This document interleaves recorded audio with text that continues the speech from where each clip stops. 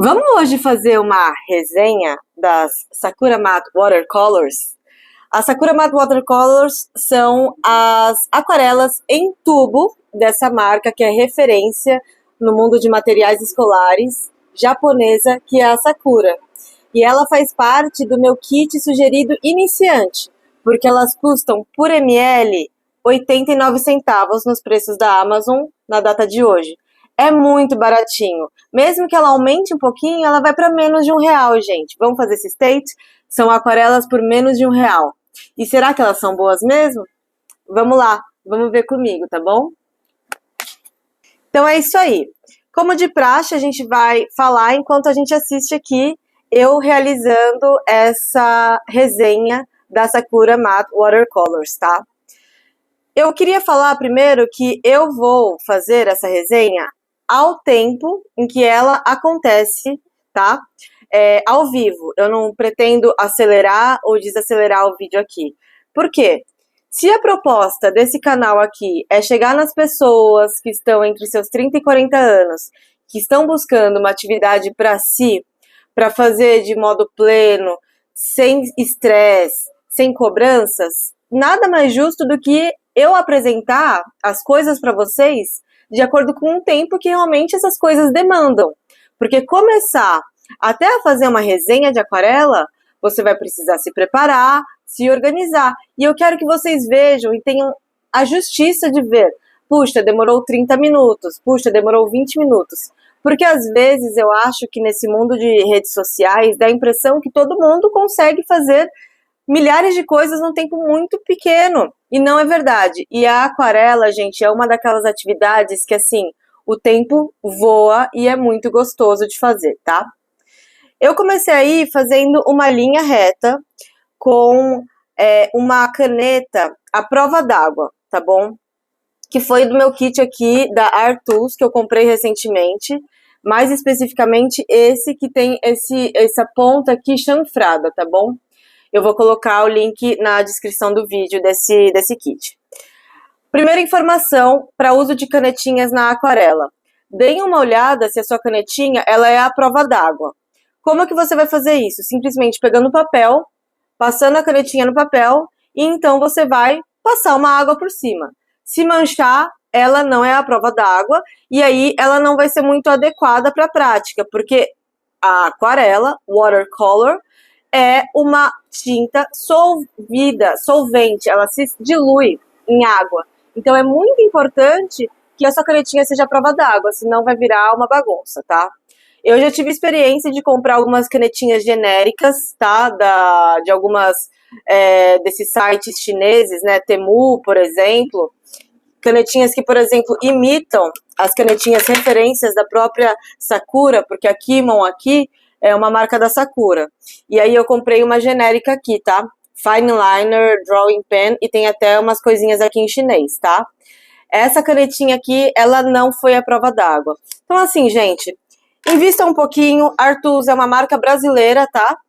Disponível aí em várias lojas de materiais escolares. Eu acho que vale muito a pena para você não se frustrar, porque às vezes é o barato que sai caro, né? Aí eu tô escrevendo em hiragana, Sakura. O meu nível de escrita japonesa, gente, é o hiragana e alguns kanjis, tá? Mas aí eu sei escrever Sakura. Não é muito difícil, né? É o sa, o ku e o ra. Então eu escrevi aí o Sakura Watercolors em formato de caligrafia, que é uma coisa que eu estou treinando. Se vocês querem ver eu fazendo mais caligrafia aqui no canal também, que pode ser Ana, pinta, escreve e pensa, me deixa aí nos comentários, que eu tô me divertindo muito também. E aí, olha só que legal. Eu vou colocar todas as cores aí enfileiradas no nosso papel para vocês conseguirem ir acompanhando, tá bom? E à medida que eu vou contando aqui para vocês, para utilizar esse tempo, né, que vocês vão ver, putz, quanto tempo que a Ana despendeu em fazer essa resenha, vai dar aí uns 30 minutos. Aliás, gente, se você é ansioso, se você não aguenta assistir, ao invés de sair do meu vídeo, dá aquela acelerada, só aqueles 2 dedinhos para a direita no YouTube, tá? Não abandone esse vídeo, porque eu acho que você vai gostar, vai ser legal. Porque eu também acho que essa Sakura Matte Watercolors não é uma aquarela que eu vejo que as pessoas fazem muita resenha para iniciantes. A gente vê muito resenha, né, do Van Gogh, da Cotman, que são aquarelas de grade estudante, já é um grade acima do iniciante básico mesmo, tá? Essa aquarela aqui, olha que linda, eu consegui focar direitinho. Gente, tô melhorando Olha só! Eu tô melhorando muito aqui na prática aqui de filmagem. Vocês não estão achando, gente? Eu tô orgulhosa de mim. Bom, vamos voltar. Essa aquarela da Sakura, ela então vai custar menos de R$1. É uma grande vantagem. Ela é, na minha opinião, mais barata e melhor do que a Pentel. A Pentel, eu já falei aqui, foi a minha primeira aquarela. Ela tem uma distribuição maior no Brasil. Eu encontro com mais facilidade em mais lugares, tá? Inclusive, por exemplo, Livraria da Vila, sabe? Uns lugares que não trabalham especificamente, primordialmente com materiais de arte, possuem a aquarela Pentel, tá? Mas ela é melhor que a aquarela Pentel. O que falam por aí da aquarela Pentel, pessoal? Falam que a aquarela Pentel, ela não tem esse efeito de transparência da aquarela, inclusive é isso que nós estamos testando quando a gente passa a tinta de aquarela em cima dessa linha preta, tá? A gente tá vendo se a aquarela é suficientemente transparente ou se ela é um pouco mais opaca. Porque a opacidade, ela é uma característica que algumas tintas de aquarela podem ter, mas não a maioria. Porque para você fazer as sobreposições da aquarela, que a aquarela trabalha muito em camadas, você precisa dessa transparência. E a opacidade é uma característica mais ligada para tinta guache, que também é um tipo de mídia super bacana. Eu tenho o guache aqui e eu pretendo fazer um vídeo que demonstre aí as principais diferenças no papel entre a aquarela e o guache, tá? Então vamos lá. A aquarela Sakura, ela é uma aquarela, então, que é bem baratinha e, na minha opinião, ela é melhor do que a Pentel porque ela é mais transparente. Outra coisa que eu vou demonstrar aí também, a aquarela Pentel, ela não mistura muito bem. Quando você mistura a aquarela, por exemplo, vou pegar um azul e um verde, um azul e um amarelo, ele tem que dar um verde, né? E aí, quando você coloca no papel, a aquarela Pentel, ela se separa. Ela vai um lado vira azul e o outro lado vira verde. É sutil, tá? Não é uma coisa assim, nossa, fica assim, parecendo uma camiseta de time de futebol. Não, não fica, mas é sutil e já é uma característica que demonstra aí o que é melhor e o que é pior na aquarela. Então, só voltando aqui pro vídeo, olha só que interessante. Vocês veem que os dois azuis que são o Prussian Blue e o Cerulean Blue, eles são bastante transparentes, ou seja, você vê quase que a totalidade da linha preta atrás. Enquanto que o verde, ele é mais opaco. Tá vendo que o verde cobre essa linha preta. Muito provavelmente, na composição dessa tinta de aquarela, pode ter um pouquinho de branco no verde. Só que, o que acontece? A aquarela da Sakura e a da Pentel também, no tipo de tubo, não fala qual que é o pigmento que eles contêm. Então, assim, não dá pra gente saber, só dá pra gente auferir, né, que provavelmente na mistura aí da aquarela verde tem algum tipo de tinta que seja mais opaca, como o branco. Vê aí que o amarelo, ele é um pouco menos opaco, mas ainda é um pouco mais opaco. Conforme ele vai secando, né, ele vai cada vez mais ficando transparente aí. Só que ele é um pouquinho mais opaco sim, tá? E aí, como que eu tô fazendo a preparação dessa tinta aí? Eu tô pegando direto do tubo, colocando no pincel, tá? E aí, eu não tô colocando direto no papel, porque eu quero que a tinta esteja distribuída no cabelinho, nas cerdas do pincel. Então, eu tô pegando aqui o meu pratinho, que tava lá do lado, e tô misturando essa tinta no pratinho para que ele possa se distribuir aqui de forma mais homogênea no pincel, tá? Existem técnicas, e inclusive tem uma youtuber muito grande que chama Christy Rice, que ela não faz muitas misturas com o pincel. Ela gosta de deixar a tinta de maneiras irregulares, heterogêneas no pincel, porque dá efeitos muito legais também. Mas para fazer esse swatching aí, que é essa cartela de cores, esse teste das cores, que é uma etapa super importante quando você adquire uma nova aquarela, é legal que você faça dessa maneira, que é misturar num outro pratinho e você vai no papel. Aí eu dou algumas pinceladas, vocês podem ver. E aí, o que eu tô fazendo quando o pincel sai? Eu tô dando uma mergulhada na água, tô passando o pincel assim no copo d'água para sair o excesso da água, e aí eu volto para o papel. Por quê? Porque daí eu consigo ver os vários valores da cor da aquarela. O que são esses valores, né? Mais saturado, com mais pigmento e menos pigmento. A grosso modo, vamos falar em termos, assim, nossos, assim, que os aquarelistas vão ficar muito bravos comigo, mas a cor mais forte e a cor mais fraca, tá? Aí são as minhas tintas douradas e prateadas da Sakura. E aí, não recomendo, tá? Eu comprei essas tintas da Sakura individualmente. Eu não comprei o kit, porque eu queria testar e eu já tinha várias aquarelas, né, gente? Se você não tem nenhuma, é diferente. É um caso diferente. Se você não tem nenhuma, eu acho que você poderia investir, sim, no kit que já vem com 12 ou até 24 cores da Sakura, porque ela é bem baratinha mesmo. Agora, eu quis comprar, né, individualmente os tubinhos de cor dourada e prateada. O dourado eu até usei bastante, acho que foi bem legal. Só que o da cor prateada, gente, ele desaparece no papel. Ele não tem seu uso. Não achei que ele ajuda, assim, é irrelevante. Não compraria de novo a cor prateada. Pausa para água aqui. E aí, eu fiz aqui. Beleza, fiz aqui as minhas tiras de tintas, tá? Mas esse é um dos testes. O que esse teste tá vendo aí, então? Duas coisas que a gente já falou. Transparência e os vários valores que a tinta pode adquirir. Então, você vê aí que dá para fazer um azul bem clarinho e um azul mais escuro, né? O que é uma versatilidade muito grande da aquarela, tá bom? Que não acontece com outras tintas. Então, por exemplo, quando você vai pegar uma tinta acrílica, ela é uma tinta que ela sai do pote praticamente daquela cor, né? E é aquela cor. Claro que sempre que você passa tinta na tela ou no papel, ela muda de cor úmida e seca, mas você não dilui ela para mudar de cor. E a aquarela não. A aquarela ela é muito versátil. Um tubinho pode dar diversos gradientes de cor, diversos valores de cores. Por isso que também uma outra alternativa para você, putz, Ana, quero economizar ainda mais. Uma outra alternativa para você é você comprar os tubinhos individuais. E daí, quais tubinhos você vai comprar? Esse é o gancho para o próximo teste aí.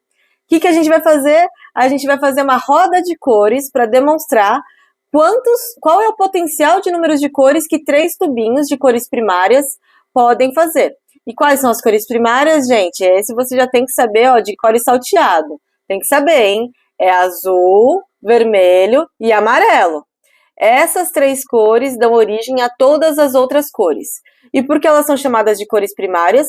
Porque você não consegue misturar outras cores para chegar nelas. Não dá para você misturar uma cor para chegar no azul, nem uma cor para chegar no vermelho ou no amarelo, tá?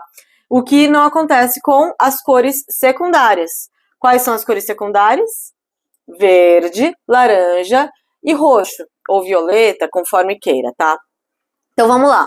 O que eu fiz aí? Eu fiz uma roda, e aí aqui a gente usa o material que a gente tem a nosso dispor, né?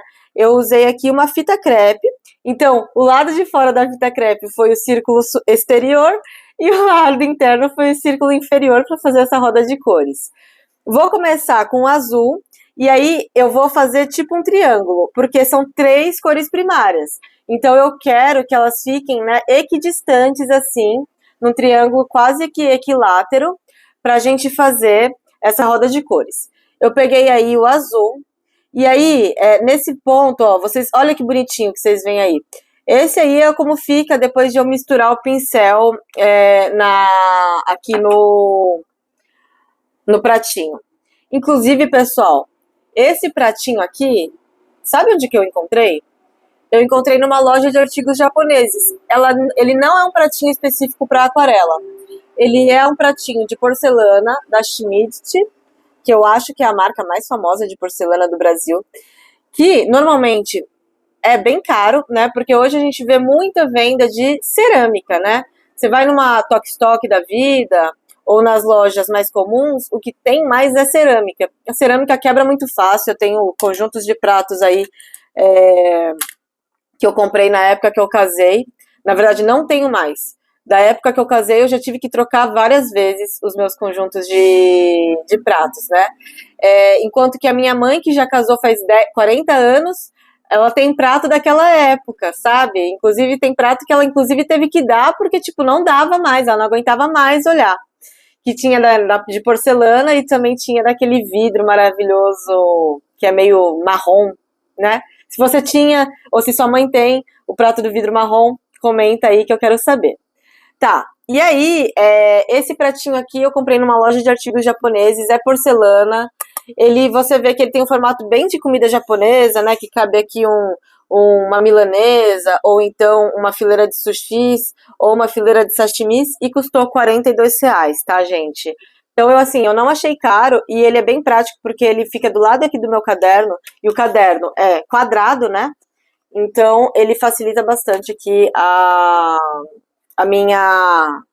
facilita bastante aqui a minha pintura.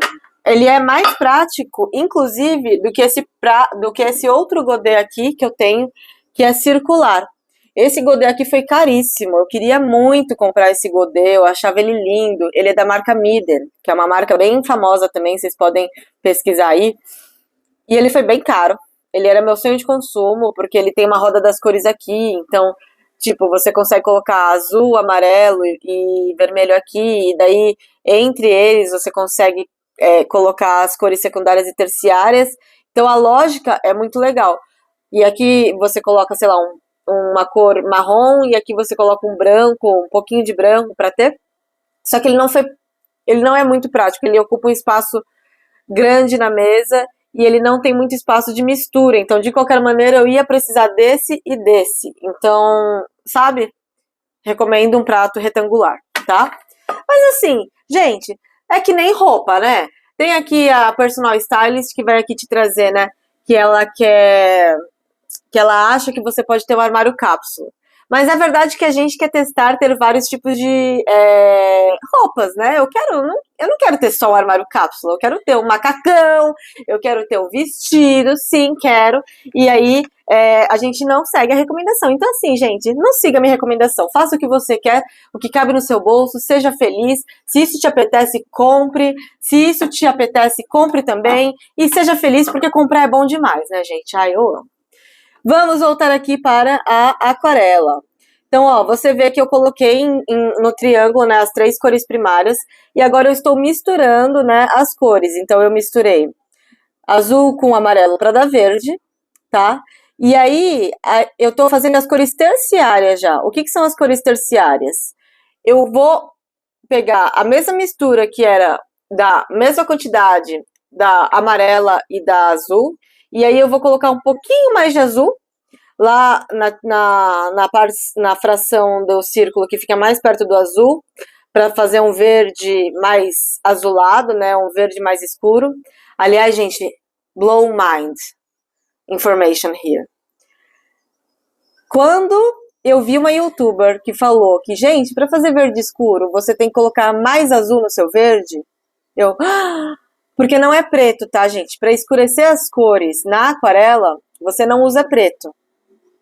Você tem que usar, se forem cores secundárias, aquela cor que no círculo cromático fica mais próxima do mais escuro, entendeu? Então, para você fazer um verde mais escuro, você coloca mais azul. Para você fazer um verde mais claro, você coloca mais amarelo. Não é uma coisa que a gente sabia quando a gente era criança e a gente esqueceu? Cara, eu acho que é, tá? Se você não acha, eu acho que você tá errado. Então, vamos lá, vamos fazer, ó. Então, nessa primeira mistura aí, o que eu usei? Eu usei as cores Prussian Blue Yellow Lemon e o Purple Red, tá? Aí, então esse Purple Red aí, ele já era um roxinho, mas eu considerei que ele era um vermelho. Nesse segundo círculo cromático que eu vou fazer aí, a gente vai manter o Yellow Lemon, que é um amarelo super neutro, tá? E é o único amarelo que eu tenho dessa coleção de tubos, então foi por isso. E depois a gente vai usar o Red, simples assim. O nome da cor é Red, simples, tá? Vermelho. E o Cerulean Blue, né? Que é esse azul, que é um azul, para mim é o clássico azul claro do kit da Faber-Castell, né? Ele é muito, muito azul claro da Faber-Castell. E aí vocês vão ver que os roxos vão dar roxos diferentes e os verdes vão dar verdes diferentes. Então, fazendo algumas trocas aí, ele é super versátil. Mas assim, ó, você vê que o círculo cromático de cima já demonstra como simplesmente 3 tubinhos são capazes de te dar muitas cores. E aí, gente, Ana, eu tenho preguiça, eu não quero comprar só 3 cores e pintar. Eu quero ter, tipo, porque isso me dá preguiça, eu acho que não é... Enfim, eu não quero ter que preparar ou pensar na mistura de cores e tal. E aí, é por isso que quando você compra os tubinhos ou as pastilhas de cores secundárias e terciárias, sabe como é que chamam essas tintas? Chamam de cores de conveniência, porque é mais conveniente, já vem lá preparado, né, o seu verde, o seu roxo e o seu laranja. Então, assim, Ana, nessa minha fase que eu foquei muito em ter as cores primárias. Então, o meu kit da Sakura, né, ele é mais focado em cores primárias, o meu kit da Daniel Smith também, da Cotman, etc e tal. Mas agora eu tô começando a sentir um pouquinho de falta de ter cores de conveniência, então vou ter que começar a investir nisso também. Porque eu acho que agora eu já aprendi bem como é que se faz, né, as misturas de cores para dar as cores que eu quero. E agora eu quero já cair para conveniência. Outra coisa, Ana, se eu compro um tubo de cor verde, significa que nesse tubo vai estar a mistura do Cerulean Blue e do Yellow Lemon, né? 2 pigmentos? Não necessariamente. Tem pigmentos na natureza que já são verdes. E daí ele vem com esse pigmento. Então, até por isso que as aquarelas de maior custo, as aquarelas consideradas melhores, são as aquarelas que são de um pigmento só. Então, vai ter aquarelista aqui que ele vai querer comprar somente tubos de um pigmento só. E aí é óbvio que vai ser muito legal o efeito dele nas pinturas e no papel. Por quê? Imagina só, que quando você trabalha com uma mistura, ele já não é... A pureza acaba se perdendo um pouco da cor e pode correr o risco, né, dessa coisa que eu falei, dos 2 pigmentos se dissolverem, se separarem no papel. E até às vezes esse é um efeito desejado, que é o efeito das cores de tubos granulantes, né? Então é uma loucura, gente, porque assim, o que às vezes a gente fala que é uma característica ruim de alguma marca de aquarela, é exatamente o que outra marca muito cara faz nos seus próprios tubos para vender mais. E eu amo cores granulantes, tá? Então é um pouco contraditório. Mas como tudo na vida, né? A vida é feita de equilíbrio. O que são as cores granulantes, tá? As cores granulantes, elas têm essa característica de se separar no papel. Enfim, e daí quando você compra um verde, que é de um pigmento só, isso não vai acontecer, ele vai ser super puro. Além disso, por ele ser de algum tipo de pigmento natural, de um pigmento que já é verde, ele invariavelmente vai ser diferente do misturado entre azul e amarelo. Pode ser que dê muito parecido, tá? Mas ele é diferente, ele é mais puro, ele é mais durável, então ele é mais fino mesmo. Então, assim, se você conseguir, invista sim na aquarela de um pigmento só. E aí eu estou colocando, olha só, os dois círculos cromáticos um do lado do outro. E é sutil, mas eles são diferentes. Ana, qual que você acha que se eu fosse comprar 3 tubos, eu deveria começar? Para mim, pessoal, eu acho que vai depender muito das cores que você gosta mais, né? Do seu estilo. Ana, essa resposta tá muito em cima do muro, não quero uma resposta em cima do muro.